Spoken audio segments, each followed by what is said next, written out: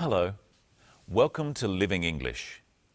In today's episode, we're looking at how to talk about possibilities or what is likely to happen. And we're looking at a new verb tense, the present perfect. But first, it's time for sisters and brothers. In the last episode, Anne had lunch with Sarah's family. Now Anne and Sarah are having a talk.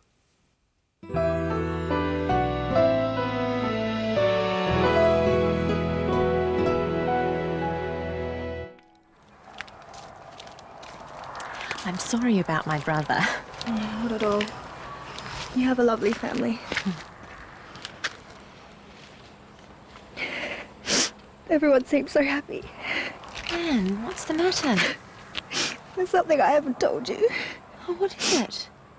When I met your brother, I was thinking about my brother David.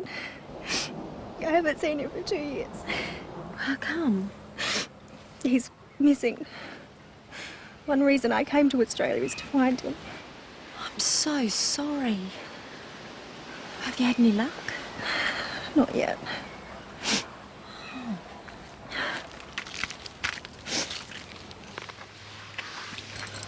I've hired a private investigator.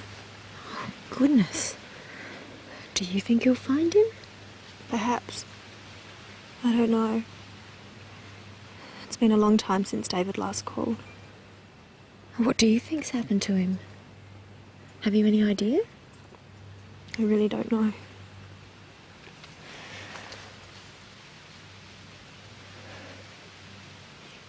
I can't help thinking the worst. I'm sure he's all right. If something bad had happened, you would have heard.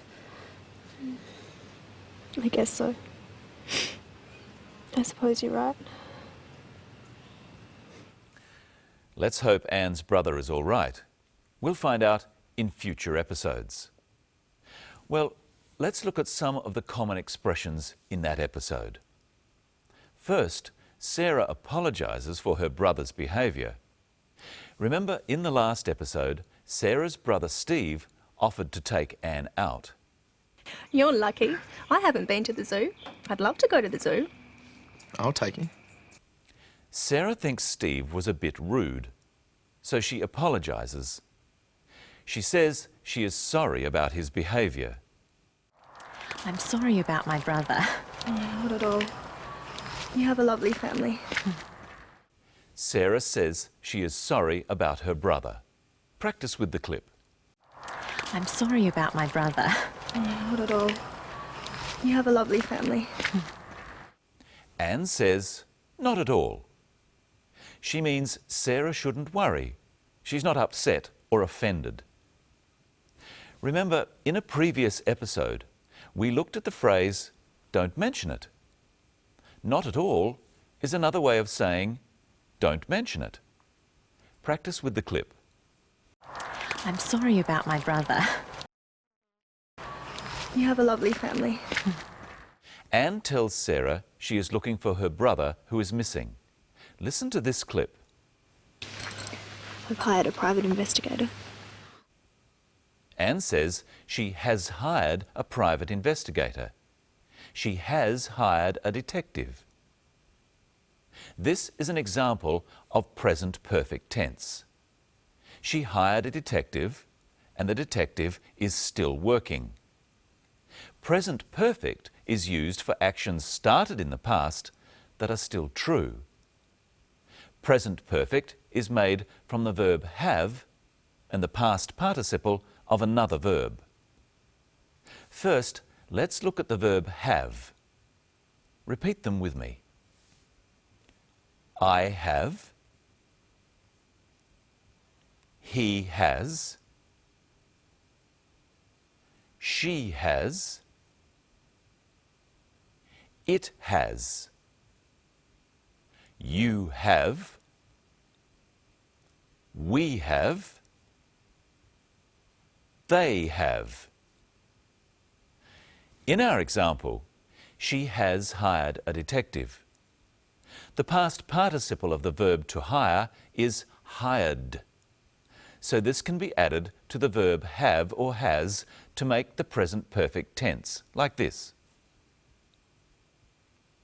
Usually, we shorten the have and has like this, so we would say, I've hired a detective. She's hired a detective. They've hired a detective. That sounds like too many detectives. Let's look at some other ways of using the present perfect. Anne, what's the matter? There's something I haven't told you. Anne says there is something I haven't told you. This is the negative. If Anne has told Sarah, she would say, I have told you, or I've told you. But she has not told Sarah about her brother. So she says, I have not told you, or I haven't told you. Practice with the clip. Anne, what's the matter? Anne, what's the matter? There's something I haven't told you. There's another example in the story. Listen. When I met your brother, I was thinking about my brother David. I haven't seen him for 2 years. Anne says she hasn't seen her brother for 2 years. The last time she saw her brother was 2 years ago. And up until today, she still hasn't seen him. That's very sad, isn't it? Yes, it is. Hello, Michelle. Hello, Brenton. 2 years is a long time not to see your brother. How else could Anne have said that? Let's look at 3 little words. For, since, and ago. They are all used to talk about time in the past. So if I say I haven't seen you for a week, what do I mean? A week has passed, and in all that time, you haven't seen me. So this is a week. And you haven't seen me in all that time. How sad. I could say I haven't seen you since last Monday. What does that mean? Well, you saw me last Monday, and now you're seeing me again. And how wonderful it is. So for is used for a period of time that something goes on. For a week. For 2 hours. For a year. Since is a specific time in the past. Since 10 o'clock. Since yesterday. Since last year. What about ago? You could say you saw me a week ago. I saw you a week ago. Ago refers to a length of time before the present. So we could say 2 hours ago. If it's 12 o'clock now, what time was it 2 hours ago? That would be 10 o'clock. And if it's Monday today, what day was it 2 days ago? Saturday. Exactly. Now, today we're going to look at some more very useful words. First, let's see another clip, and my question is, does Anne think the detective will find her brother? Do you think you'll find him? Perhaps. I don't know. Does Anne think the detective will find her brother? She doesn't know. How does she tell us this? She says, I don't know. Does she think he might? Well, she thinks it's possible. She says, perhaps. Perhaps is a very useful word. It means you don't know. It is possible. There are a number of words and phrases in English like this. Let's look at some and see how to use them. Here's a chart. If you are sure the answer is no, or you disagree with someone, then you will say, definitely not, or I don't think so. Try after me. Definitely not. I don't think so. If you're not sure, you could say maybe, possibly, or perhaps. Try after me. Maybe,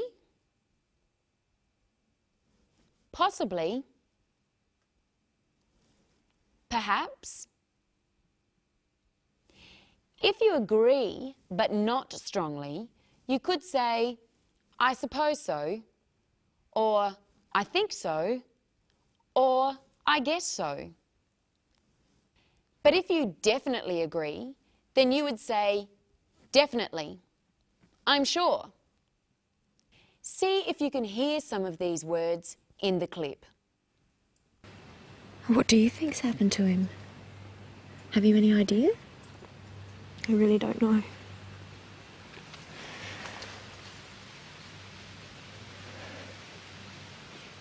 I can't help thinking the worst. I'm sure he's all right. If something bad had happened, you would have heard. I guess so. I suppose you're right. Does Sarah think David is all right? Yes, she's sure he's all right. Does Anne think so? She's not so sure.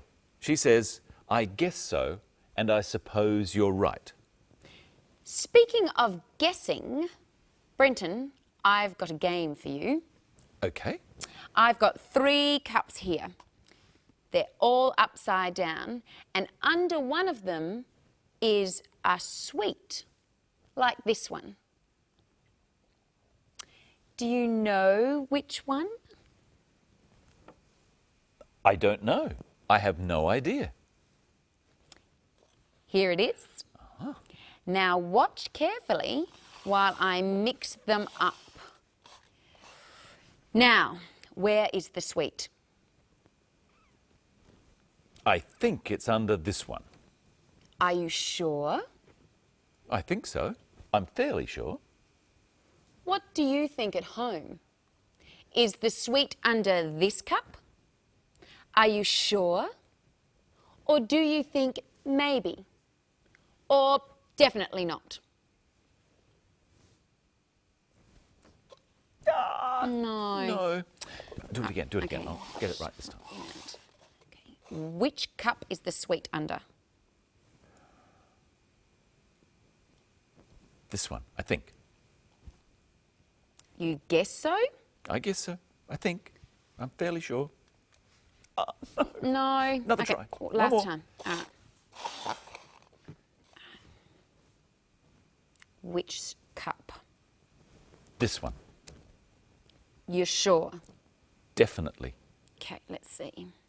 Yes! There we go. You can have that sweet. Thank you, Michelle. Well, it's definitely time for us to go. Oh, are you sure? I'm certain. But I'm sure we'll be back. And we'll look at how to describe a person. And we'll learn all about adjectives. What are they? Better watch next time and find out. And find out what happens to Anne next.